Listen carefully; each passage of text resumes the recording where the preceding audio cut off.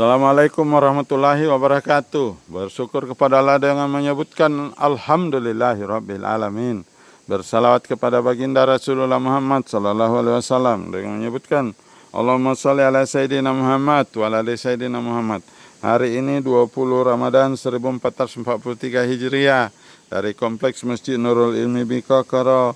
Kami akan membagikan video ketiga tentang manfaat makanan. Ma'asyiral muslimin di mana saja berada, ini Kompleks Masjid Nurul Ilmi Bikokoro baru saja menyelesaikan jalanan ke belakang. Ini untuk jalanan mobil ke bagian belakang pondok. Ini adalah rumah-rumah para tahfiz, insyaallah ta'ala. Di bawah itu ada dapurnya, juga rumah gurunya. Ini berkat daripada bantuan Bapak Ibu sekalian dan doa kaum muslimin di mana saja berada. Pada kesempatan yang baik ini kami menyampaikan rasa terima kasih yang mendalam atas sumbangan Bapak Ibu sekalian, dan terutama tentu saja Ketua Dewan Pembina Bapak Profesor Dr. Haji Darwis Panguriseng dan keluarga yang telah mendedikasikan pondok ini untuk umat sehingga dapat dipergunakan dengan sebaik-baiknya untuk mempelajari Al-Quran, menjadi pondok tahfiz Al-Quran. Sesungguhnya Ahlullah, keluarga Allah, adalah orang-orang yang senantiasa membaca Al-Quran, mentadabburi Al-Quran, dan mengamalkan dalam kehidupan sehari-hari. Maka alangkah bahagianya kita di pelataran kiamat kalau kita digolongkan sebagai ahlullah, keluarga Allah tabaraka wa ta'ala. Ma'asyiral muslimin, video yang ketiga kali ini saya akan bagikan manfaat-manfaat makanan menurut Rasulullah Muhammad sallallahu alaihi wasallam untuk mengenali keperluan tubuh kita, mengenali makanan-makanan kita. Makanan berikutnya adalah min atau nahna, sebagai tanaman yang paling lembut dan halus. Min beresensi panas dan kering. Min dapat memperkuat perut, mengobati rasa tersumbat, dan meningkatkan aktivitas seksual. Dicampur dengan susu, min dapat mencegah susu agar tidak berubah menjadi keju. Itu daun min masukkan di susu. Kemudian ada namanya myrtle, beresensi dingin pada derajat kedua. Myrtle banyak digunakan untuk menghentikan diare. Mencium bau minyaknya akan mengobati sakit kepala yang disebabkan oleh panas yang terlalu tinggi. Teh myrtle dengan buah quince dapat digunakan untuk mengurangi batuk. Ini kalau batuk. Bunga bakung, salah satu hadis menyatakan jumlah bunga bakung sekalipun hanya sekali dalam sehari, sekali dalam seminggu, sekali dalam sebulan, sekali dalam setahun, atau hanya sekali seumur hidup. Karena dalam hati manusia terdapat benih-benih penyakit kegilaan, kusta, dan leukoderma. Dan dengan mencium bunga bakung, maka akan menghilangkan penyakit-penyakit tersebut.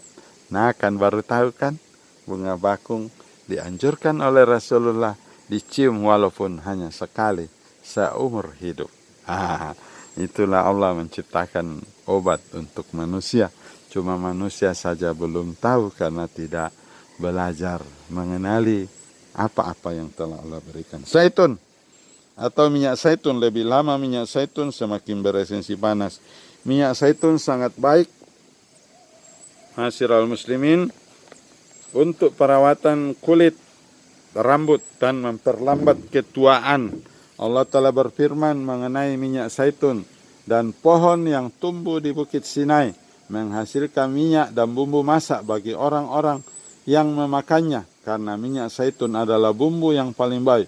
Allah juga telah menyebutnya sebagai pohon yang penuh dengan berkah. Al-Quran surah ke-24 ayat 35. Ma'asyiral muslimin, buah zaitun hijau adalah buah yang banyak memberikan zat makanan dan dapat mengatasi keracunan diri.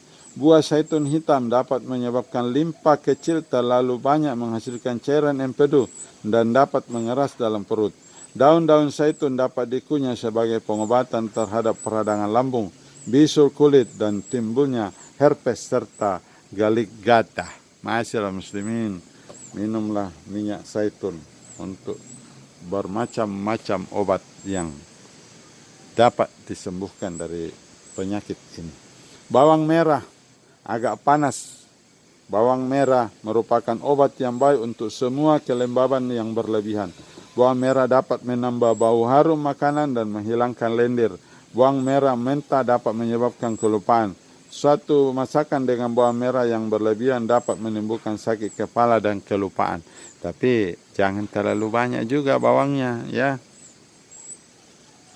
Peterseli.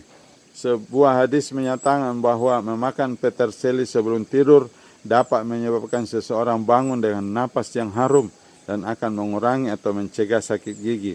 Peterseli dapat merangsang aktivitas seksual. Oh, ini yang pengen kuat, ya. Buah persik. Buah persik menggerakkan esensi dingin, merelaksasi lambung dan melunakkan usus sebagai pencuci perut yang baik. Buah persik sebaiknya dimakan sebelum makan daripada sesudahnya. Kenari hijau dikatakan bahwa makan hati kacang atau kenari hijau dengan kuning telur akan membuat jantung tumbuh kuat. Kulitnya yang kemerahan dapat menghentikan diare dan rasa ingin muntah. Itu. Buah delima. Delima yang manis lebih disukai daripada yang masam. Sari buah delima dapat menghentikan batu. Semua jenis delima dapat menenangkan debaran jantung. Ali Karamullah radhiyallahu anhu pernah berkata bahwa cahaya Allah ada dalam hati orang-orang yang makan buah delima.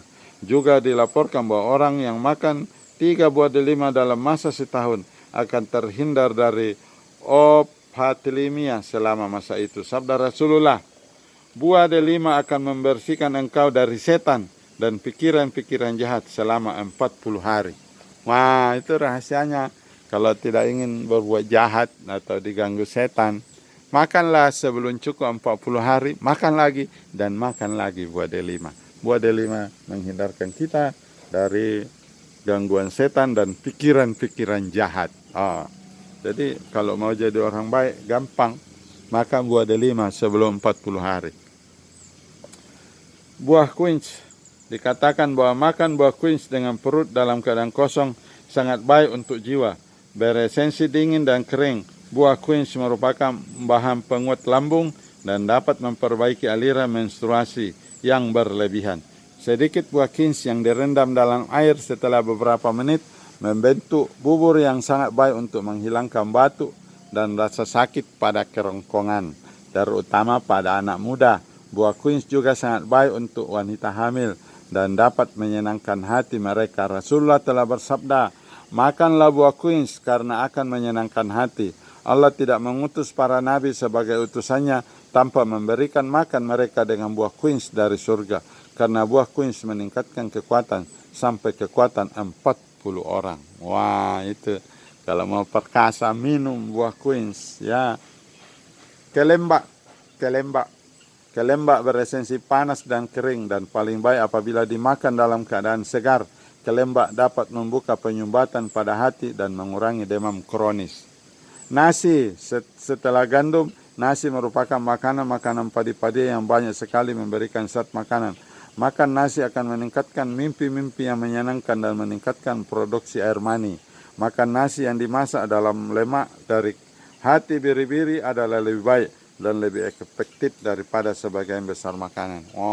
Dimakan dengan lemak dari hati biri-biri. Wah, itu yang susah karena biri-biri jarang orang yang punya, ya. Tapi ini yang dianjurkan, ya.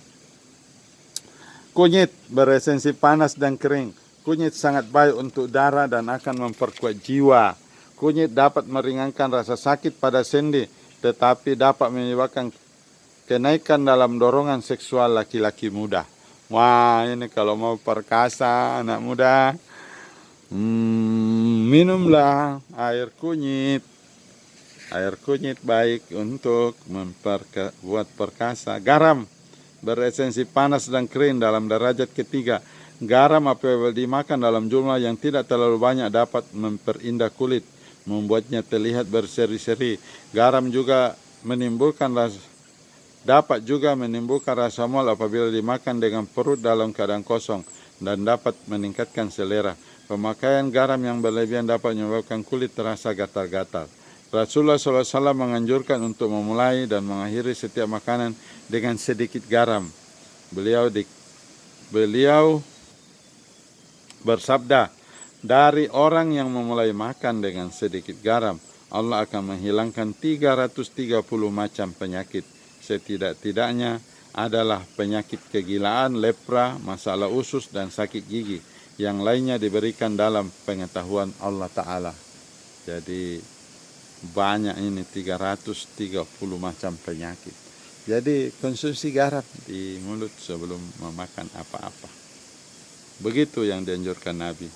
Senna, spesialis kembang pacar yang paling baik adalah yang berasal dari kota yang penuh dengan berkah Madinah, yang tumbuh dengan baik. Sifat utama dari tanaman senna ini adalah memperkuat jantung. Kemuliaannya telah menyebabkan tanaman ini dipilih oleh dokter sebagai kemuliaan obat. Pemakaiannya bermacam-macam, yaitu sebagai obat pencuci perut, cairan rebusan, pil, cairan suntikan, dan dalam bentuk bubuk.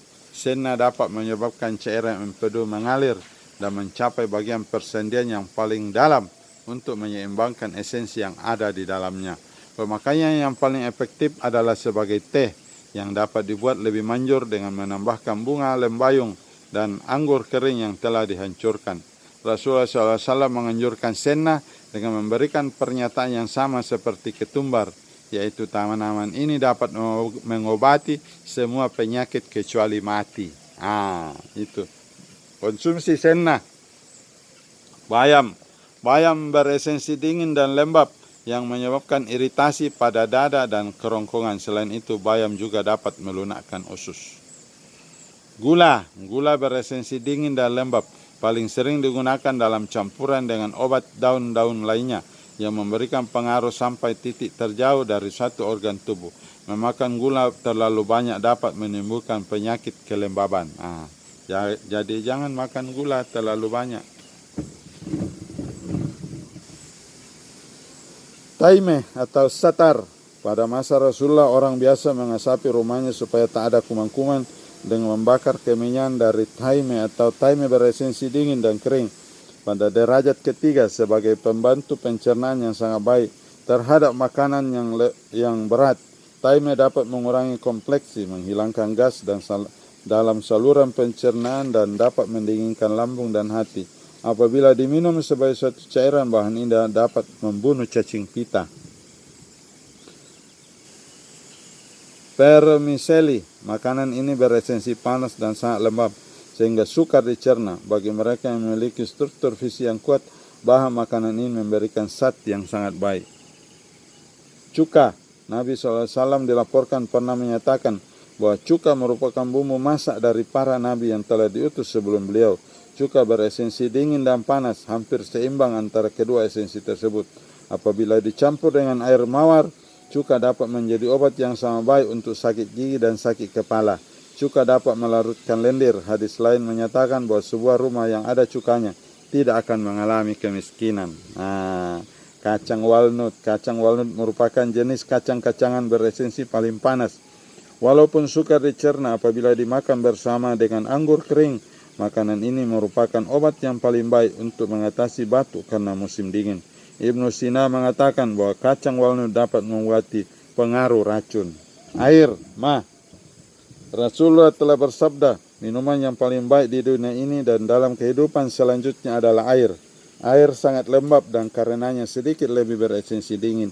Air dapat menghilangkan rasa haus dan menambah kelembaban tubuh, membantu pencernaan makanan dan penyerapan nutrisi. Bersabda Rasulullah, apabila engkau haus, minumlah air seteguk demi seteguk dan jangan sekali meneguknya, karena terlalu banyak air dapat menimbulkan rasa sakit pada liver.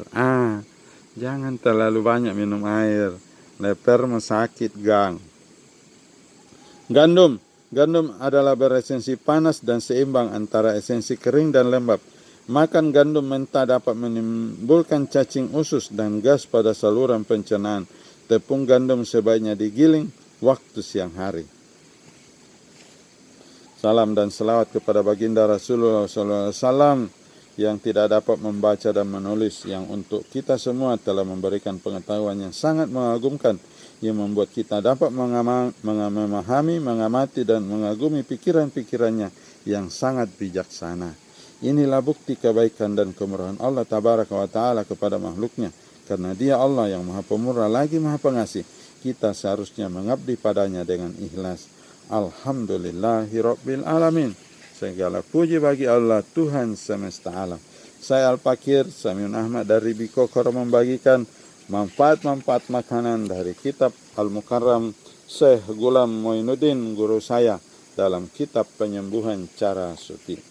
Semoga memberi manfaat. Nanti kita sambung lagi tentang cara-cara ramuan obat menurut cara suci, sehingga kita semua bisa memperoleh manfaat daripada makanan ini.